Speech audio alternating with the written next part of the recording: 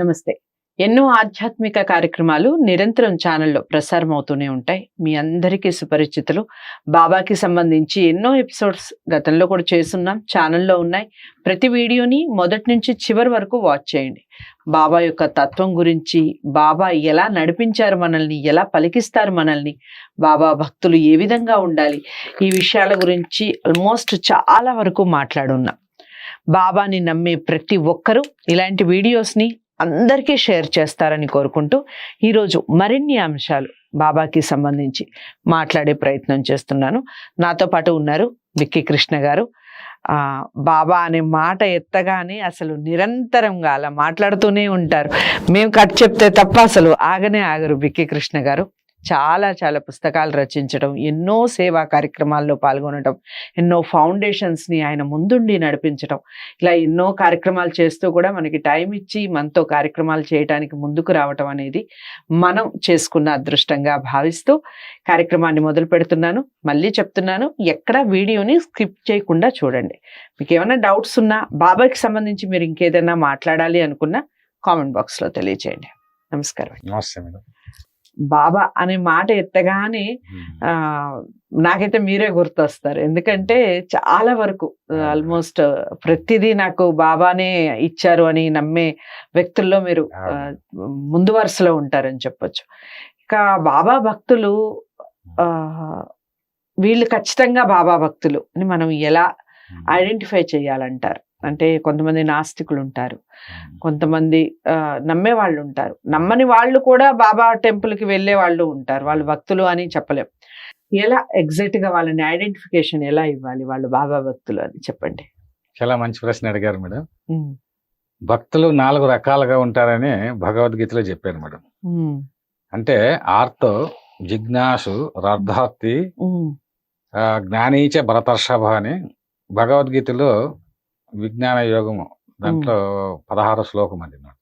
అంటే 4 రకాలైన భక్తులు ఉంటారు.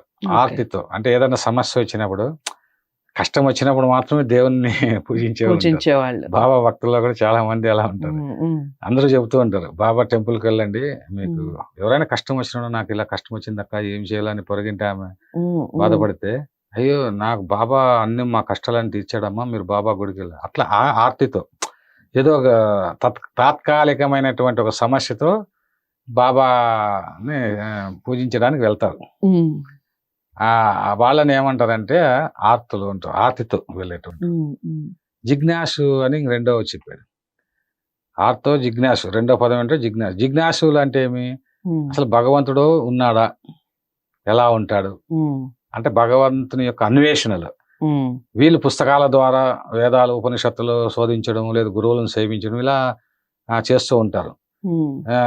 భగవంతుని గురించి ఆలోచించే వాళ్ళని జిజ్ఞాసులు అంటారు. జిజ్ఞాసులు అంటే జిజ్ఞాస అంటే తెలుసుకోవాలన్న ఆశ. ఇక ఇంకొక రకమైనటువంటి వాళ్ళంటే వాళ్ళంటే అర్థార్థి, అంటే ఒక ధనం కోసము, భోగం కోసము, కోరికలతో వాళ్ళు మాకు ఈ భోగాలు కావాలి, ఈ కోరికలు తీరాలని కొద్దిమంది ఉంటారు. వాళ్లకు భగవంతుని మీద ప్రేమ ఉన్నప్పటికీ ఇవి ప్రధానం. అంటే భౌతికమైనటువంటి కోరికలు తీరిస్తేనే వాళ్ళే ఎక్కువ మంది ఉన్నట్టుగా. ఇప్పుడు మీరు బాగా గమనించండి, నాకు చాలా మంది ఫోన్లు చేస్తుంటారు ఈ వీడియోలు చూసిన తర్వాత. మా పిల్లలు తప్పిపోయారని కొంతమంది, లేదు మాకు ధనం ఇవ్వడం లేదు, మా వ్యాపారాల్లో నష్టం వచ్చాయి, ఇలా రకరకాలుగా అడుగుతూ ఉంటారు. అంటే ఈ వ్యాపారం ఎవరు చేయమన్నారు? బాబా నిన్నేమని చేయమన్నారా? నీకు ఏదో ఒక వృత్తిని, అది దాంట్లో లోపాలు మనలోనే ఉంటాయి. ఏదైనా నష్టం వచ్చింది అంటే, ఏదైనా కష్టం వచ్చింది అంటే దానికి కారకులు మనమై ఉంటాం. బాబా అందుకు కారకుడు కాదు. మన కర్మలు మనం అనుభవించాల్సిందే. అనుభవించే క్రమంలో మనకు బాబా పైన ఇప్పుడు మనం ఆధారపడి ఉంటే బాబానే మన సొల్యూషన్స్ చూపిస్తాడు. కానీ చాలా సందర్భాల్లో బాబాపై ధనం వచ్చింది అనుకోండి, బాబాని మర్చిపోతాం, మాయలో పడిపోతాం. ఏదొచ్చినా బాబాని మర్చిపోతాం. కష్టం వచ్చినప్పుడు మాత్రమే బాబా గుర్తొస్తాడు మనం. కాబట్టి అట్లా ఏదో కోరికి, అర్థం అంటే ధనం కోరి, అర్థార్థి అంటే దాన్ని కోరి చేసేటువంటి చాలా మంది భోగాలు, భౌతిక ప్రపంచ కోరికలు. కానీ ఇంకొకరు ఉంటారు జ్ఞానులు. జ్ఞానీచ భరతర్షభ అన్నాడు. అంటే జ్ఞానులు ఎటువంటి వాళ్ళు అంటే ఆ పరమాత్మ నేనే అనుకుంటారు. నా రూపంలో పరమాత్మ ఉంటుంది. వాళ్ళు దగ్గరగా ఉంటారు. అయితే వీళ్ళు ఈ 4 రకాలైనటువంటి వాళ్ళు ఒక ప్రాసెస్ చివరకు జ్ఞానులుగా మారుతారు. రైట్. జ్ఞానులుగా మారేటట్టుగా చేస్తారు. అయితే ఆ రూట్లోకి వచ్చారు. ఓకే. ఆ రూట్లోకి రావాలి ఏదో రకంగా. ఆ విధంగా బాబాను ఈ సమస్తమైనటువంటి భూమండలంలో అనేక మంది భక్తులను తానే ఎన్నుకొని, అంటే కొంతవరకు మంచి వాళ్ళే ఉంటారు. ఇంకొక మాట చెప్పాలంటే మానవ జన్మ, జంతువునాం నరజన్మ ఉత్తమం అంటాడు. అంటే జంతువులే మనం. ఈ దీంట్లో నరజన్మ ఉత్తమం. 84 లక్షల జీవరాశుల్లో మానవ జన్మ ఉత్తమమైనది. ఎందుకంటే చాలా మంది పాపులు మనుషులుగా పుట్టి, పాపులు కాదు మనం. పాపులైతే మన మానవ జన్మ ఎత్తేస్తాం. ఇప్పుడు ఈ 84 పాము ఉంది, వృక్షకము, వీళ్ళు ఈ తేలు, ఇటువంటివి ఆ జన్మల క్రిములు కీటకాలుగా ఎలా పుట్టామంటే ఘోరమైన కర్మలు చేసిన వాళ్ళ అట్లా పుడతారు. కానీ మనిషిగా పుట్టాడంటే అంతో ఇంతో కొంత మంచి పనులు చేసే ఉంటారు. మంచి పనులు చేసినాం కాబట్టే జ్ఞానం ఉంది మనకు. మనిషికి జ్ఞానం చేత జ్ఞానాగ్ని దగ్ధ సర్వకర్మానం అంటాడు భగవద్గీతలో. కాబట్టి జ్ఞానం అనే అగ్ని సర్వకర్మలను దగ్ధం చేస్తుంది. మరి ఎప్పుడు దగ్ధం చేస్తుంది? ఆ జ్ఞానాన్ని సరిగా ఉపయోగించుకున్నప్పుడు. అది జిడ్డు కృష్ణమూర్తి కూడా అంటారు. ఏంటంటే నూతనమైన హృదయం, అదేవిధంగా వినూత్నమైనటువంటి మనసు. నూతనమైన హృదయం ఉండాలి, వినూత్నమైనటువంటి మనసు అంటే మైండ్. మనం కొత్తగా ఆలోచించాలి, ఎవరో చెప్పిందన్నీ కాదు. అదే విధంగా ఈ యొక్క మానవ సంబంధాలు ఉంటాయి. ఈ సంబంధాలని అవి కూడా వినూత్నమైనటువంటి భావ సంబంధం ఉండాలి అంటాడు జిడ్డు కృష్ణమూర్తి. ఫిలాసఫీ ప్రపంచాన్ని మార్చింది వివేకానందుడు, జిడ్డు కృష్ణమూర్తి. ఈ 3 పదాల గురించి మనం ఆలోచించినాడు. ఈ భక్తులు ఇంత డెప్త్ గా వెళ్ళారన్నమాట. ఆయన ఒకటే మాట అంటాడు, భయం వల్లనే ఇతరులకు, అంటే మనం భయం చేత ఎవరో చెప్పింది వింటాం, ఈ మత ప్రాక్తలు చెప్పింది వింటాం, మత గ్రంథాలు చెప్పింది వింటాం, అదే విధంగా యూనివర్సిటీలు చెప్పింది ఉంటాం, గురువులు చెప్పింది ఉంటాం. అసలు వీళ్ళు ఎవరితో వినకూడదు అంటాడు ఆయన. మీరు చూడండి ఎంత గొప్ప మాట అన్నాడు. మీరు మీలో మీరు అన్వేషించాలి అన్నాడు. రమణ మహర్షి చెప్పింది కూడా అంతే, నీలో నీవు అని. జ్ఞానం షిరిడి సాయిబాబు కూడా అదే చెప్పాడు. నానా చంద్రకర్ భగవద్గీత శ్లోకం చేత చెప్పినాడు, గురువులకు శుశ్రూష చేసి వాళ్ళ చేత తత్వజ్ఞానం పొందాలి అని దాని అర్థం బాబా. అంటే గురువులకు శుశ్రూష చేయడం ఏంట్రా? అసలు జ్ఞానం అనేటువంటిది నీలోనే ఉంటుంది. ఒకరికి సేవ చేసి తెలుసుకోవడం ఏంటి? నీలో ఉన్న అజ్ఞానాన్ని తొలగించుకుంటే అదే జ్ఞానం అంటారు. కాబట్టి ఇప్పటి వరకు వచ్చినటువంటి అంటే వేదకాలం నుంచి ఇప్పటి వరకు వచ్చినటువంటి ఈ జ్ఞానము, ఇదంతా కూడా జ్ఞానము, జ్ఞాపకాలు, అనుభవాలు ఇవన్నీ కూడా ఎవరికి తోచిన విధంగా వాళ్ళు చెప్తారు. ఎవరు మత ప్రవక్తలు, ఎవరు మతాన్ని వాళ్ళుగా స్ట్రగుల్ ఫర్ ఎగ్జిస్టెన్స్ అని ఆయా ప్రాంతాలు, ఆయా దేశాల్లో నివసించేటువంటి వాళ్ళు, ఆయా జాతుల మధ్య యుద్ధము, లేకపోతే ఈ ప్రపంచంలో ఈ యుద్ధాలు ఏమిటి, ఇంత సంఘర్షణ ఏమిటి, ఇదంతా భయం వల్లనే జరిగింది, అజ్ఞానం వల్లనే జరిగింది అని జిడ్డు కృష్ణమూర్తి చెప్పాడు. మళ్ళీ ఏమి అంటే నీవు ఎప్పుడో ఆలోచించాల్సిందే చలన సౌందర్యం అంటాడు, ఒక కొత్త పదం ఉపయోగిస్తాడు. ఈ ప్రపంచం అంతా చలన సౌందర్యం అంటాడు. ఈ చలన సౌందర్య సూత్రాన్ని తెలుసుకోండి. మీరు మీరు ధ్యానంలోకి వెళ్ళండి. ధ్యానము గురించి ఏ మత గ్రంథాలైనా చెప్పావని ప్రశ్నిస్తాడు ఆయన. ఇటీవల ధ్యానం గురించి మనకు వస్తుంది కానీ ధ్యానము యోగా అని మత గ్రంథాల్లో ధ్యానం గురించి ఎక్కువ ఫోకస్ చేయలేదు. ఎంతసేపు ఉన్న ఆచారాలు, వ్యవహారాలు, అది చేయండి, యజ్ఞాలు చేయండి, యాగాలు చేయండి, లేకపోతే అది చేయండి, ఇది చేయండి, ఇదే చెప్పారు కదా ఏ మత గ్రంథమైనా.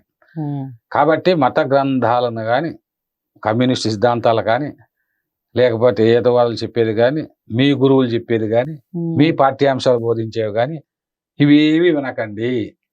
విన్న find out the truth is real philosophy అన్నట్టుగా నువ్వు నిజాన్ని తెలుసుకో. ఇప్పుడు ప్రేమ అంటాం, అక్కడే దేవుడు ఉండు. ఆ నిజము నువ్వు తెలుసుకోవడానికి ప్రయత్నం చెయ్యి. ఆ నిజము ద్వారా, ఆ నిజం ఎప్పుడు తెలుస్తుందంటే నిన్ను నువ్వు తెలుసుకోవడంలో తెలుస్తుందని రమణ మహర్షి అన్నాడు. నువ్వు ధ్యానమగ్నుడై మొత్తం సౌందర్యాన్ని, ప్రపంచము, చలన ఇదంటే అజ్ఞానం తొలగిపో. నీకు భయం ఎందుకు ఉంటుంది? అసలు నువ్వు భయపడుతున్నావు, దేనికో భయపడుతున్నావు. సో ఇలా నిజాలుగా మాట్లాడే వాళ్ళు, నిజంగా ఉండేవాళ్ళు మనకి తెలుస్తారండి. అంటే క్రమక్రమంగా తెలుసుకుంటారు మేడం. ఓకే. అంటే ఈ ప్రపంచం ఎట్లా ఉంటుందంటే ఇప్పుడు అందుకే జ్ఞానులు అనేటువంటి వాళ్ళు కొంతమంది గురువులు, ఒక్కొక్క గురువు వచ్చి ఇప్పుడు వివేకానంద ఫిలాసఫీని అనుసరించే వాళ్ళు చాలా మంది ఉన్నారు. అదే విధంగా జిడ్డు కృష్ణమూర్తి ఫిలాసఫీని అనుసరిస్తూ జ్ఞానం తెలుసుకున్నారు. ఉంటారు. మన షిరిడి సాయిబాబా ఫిలాసఫీని మించిన ఫిలాసఫీ లేదని నేను తెలుసుకున్నా. రైట్. అంటే నా వ్యక్తిగతమైన, అంటే నా మాట కూడా వినమని ఇక్కడ చెప్పడం లేదు. మీరు బాగా గుర్తించండి, మీరు సత్యాన్ని గ్రహించండి అని చెప్తున్నారు ఎవరైనా సరే. రైట్. మీరు ఇంకొకరి గురించో ఎపిసోడ్లు చేస్తామంటే నాకు ఇష్టం ఉండదు. ఎందుకంటే సర్వము బాబాలోనే నేను చూస్తూ ఉన్నాను, బాబాగానే కనిపిస్తూ ఉంది. నా ధ్యానంలోనే సర్వము నేను జగన్మాత నేనే అని చెప్పాడు ఆయన బాబా. ఇప్పుడు ఆయన ఏదో ఒక ఫకీర్ అనుకుంటారు, అసలు నేను పరబ్రహ్మం అనుకుంటా. ఫకీర్ ఆయన ఎవరు అనుకుంటారు? ఆయన ముస్లిం అనుకున్నటువంటి వాడు ఫకీర్ అనుకుంటారు. ఏదో మా హిందూ ధర్మానికి హాని జరుగుతుంది అది ఇది అని వీడు అనుకుంటాడు. అసలు హిందూ ధర్మం అనేది ఏమిటో వీడికి తెలియదు. ఇప్పుడు ఫకీరు సూఫీ తత్వము అంతా కూడా, సూఫీ తత్వంలో ఏం చెప్తారంటే సూఫీ గురువులు అంటే ఫకీరులు ఇస్లాం సంబంధం లేదని అక్కడ స్పష్టంగా చెప్పారు. డైరెక్ట్ భగవంతునితోన సంబంధం ఉండేటువంటి వాళ్ళు. ఏ మతం అనేది ఇక్కడ లేదు. ఇప్పుడు నేను ఏదో జుబ్బా పైజం వేసుకొని కపిని వేసుకున్నంత మాత్రాన నేను ఫకీర్ కాను, అంటే నేను ముస్లిం కాను. కషాయ వస్తువులు వేసుకున్నాను ప్రతి ఒక్కడు హిందువు కాదు. ఇది ఈ డ్రెస్ గాని అడ్రస్ గాని ఈ రెండు కూడా సత్యం కాదా అంటాడు జిడ్డు కృష్ణమూర్తి. అంటే నేను ఎందుకు చెప్తే ఇది కాదు, కానీ ఒక యూనివర్సల్ అసలు ప్రపంచము దేశాలకు విడిపోవడం ఏంటి, రాష్ట్రాలుగా విడిపోవడం ఏంటి, కుటుంబాలుగా విడిపోవడం ఏంటి, విడిపోవడం వల్లనే భయం వల్లనే విడిపోతున్నారు. విడగొట్టడము అనేటువంటిది అంటే శకలాలుగా విడిపోయిండారు, ఒక సమగ్రమైనటువంటి లేదు. అరవిందుని ఫిలాసఫీలో పరిపూర్ణ మానవుడు అని అంటాడు, ఇంటిగ్రేటెడ్ హ్యూమన్ బీయింగ్. పరిపూర్ణ మానవుడు ఏంటంటే అంటే ప్రేమతత్వం కలిగిన వాడు, సమస్తంలోనూ తన్ను తాను చూసేటువంటి వాడు, హింస లేని ఒక ప్రపంచాన్ని చూసేటువంటి వాడు, ఓన్లీ ప్రేమమయమైన ప్రపంచాన్ని చూసేవాడు, అందరిలోనూ తన రూపాలే చూసేటువంటి వాడు, అందరిని చూడగానే సమస్త జీవరాశిని చూసి ఆనందించేవాడు. ఒక చెట్టు ఉంటుంది, చెట్టును సమగ్రంగా చూడండి, ఆనందించండి చెట్టును చూసి, ఆ ఫలాలు చూసి, ఆ పుష్పాలు చూసి, ఆహా భగవంతుని సృష్టి ఎంత అద్భుతంగా ఉంది అని. అంతేకాకుండా దాని గురించి ఒకడు వృక్షశాస్త్రం అంటాడు, ఇంకోటి దాంట్లో విభజించడం ఎందుకు? కాబట్టి విభజించడం వల్లనే ఇంత ఉత్పాతాలు జరుగుతున్నాయి, ఇంత హింస జరుగుతుంది. నా మతం గొప్పది అంటాడు, నా దేవుడు గొప్పడు అంటాడు, ఇవన్నీ అబద్ధాలు అనే ఒక్క పరబ్రహ్మము. ఫకీరు వేరు, పరబ్రహ్మం వేరు. చాలా మంది ఫకీరుగా భావించడం వల్ల వీడు ఫకీరుగా భావిస్తే ఫకీరులు ఇస్లాంలోనే ఉంటారు, ఇస్లాం మతాన్ని వాళ్ళు రకరకాలుగా ప్రచారం చేయడానికి అలా ఫకీర్ రూపంలో బాబా రూపంలో వస్తారని చెప్పేసి ఈ అజ్ఞానులు భావిస్తుంటారు. కానీ కాదు, ఏ రూపంలో ఉన్నా, ముస్లిం రూపంలో ఉన్న, క్రిస్టియన్ రూపంలో ఉన్న, హిందూ గురువు రూపంలో ఉన్న భగవంతుడు పరబ్రహ్మ రూపంలో ఉంటాడు అని గుర్తించాలి మనం. రైట్. సో చాలా అంటే చాలా చక్కటి వివరణ. భగవంతుడు ఎక్కడ ఉన్నాడు, ఎవరిలో ఉన్నాడు, ఎలా ఉంటాడు, ఈ విషయాలన్నీ వీడియో ద్వారా తెలుసుకున్నాం. ఇంకా డౌట్స్ అయితే లేవు నాకు తెలిసి. డౌట్స్ ఏమన్నా ఉంటే కామెంట్ బాక్స్లో తెలియచేయండి. సత్యాన్ని అన్వేషించే క్రమంలో, సత్యమే పలికే క్రమంలో, సత్యమే మాట్లాడే క్రమంలో భగవంతుడు కనిపిస్తాడు అని బల్లగుద్ది చెప్తున్నారు బిక్కి కృష్ణ గారు. మరి మీలో ఎంతమంది సత్యవాక్కు పరిపాలన చేస్తున్నారు అనేది ఒకసారి నెమరు వేసుకుంటూ వీడియోని అందరికీ షేర్ చేయండి, లైక్ చేసి ఛానల్ని సబ్స్క్రైబ్ చేసుకోండి. మరో మంచి టాపిక్తో మళ్ళీ కలుద్దాం. నమస్తే.